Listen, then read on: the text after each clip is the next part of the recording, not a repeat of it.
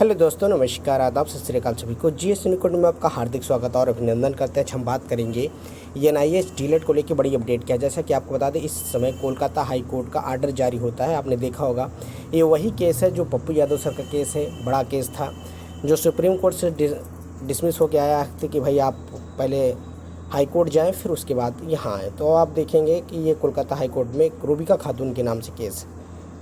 इसमें देखेंगे कहीं ना कहीं आपने इसकी लाइव वीडियो भी देखा होगा। इस केस में क्या निष्कर्ष निकला, इसको बिल्कुल डिटेल में बात करेंगे। आप देख सकते हैं, डायरी नंबर है, SLP नंबर है 19703/2024, रूबिका खातून versus union of India and others.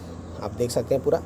और इस आर्डर में क्या क्या चीज़ें मेंशन की गई हैं, क्या आर्डर नंबर है, क्या चीज़ें हैं, इसको बिल्कुल डिटेल में हम आपको बात करें। पहले हम इसको हिंदी में कन्वर्ट कर लेते हैं और हिंदी में फिर चल के देखते हैं कि इसमें आर्डर में क्या निकल के आया। जैसे petitioner in the instant of the audience accordance with the judgement of pass the honourable supreme court in 28 November 2023 का कहने मतलब 28 नवंबर 2023 का जो जजमेंट था, उसी के आधार पर इसमें फैसला आता। देखिए, माननीय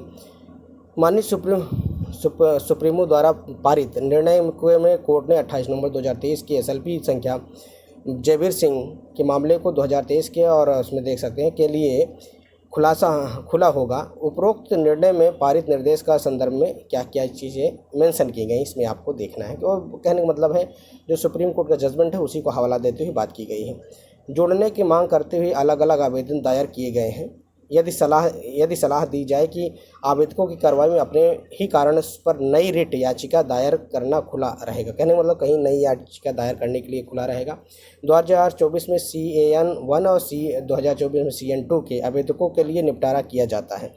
इस आदेश के तत्काल प्रमाणित फोटोकॉपी आवेदन किया जाता है और जो समानता कानूनी, आप देखेंगे, इस आदेश को तत्काल प्रमाणित फोटोकॉपी यदि आवेदन किया जाता है तो सामान्य कानूनी औपचारिकता के अनुमान में पार्टियों को शीघ्रता से प्रदान की जाएगी।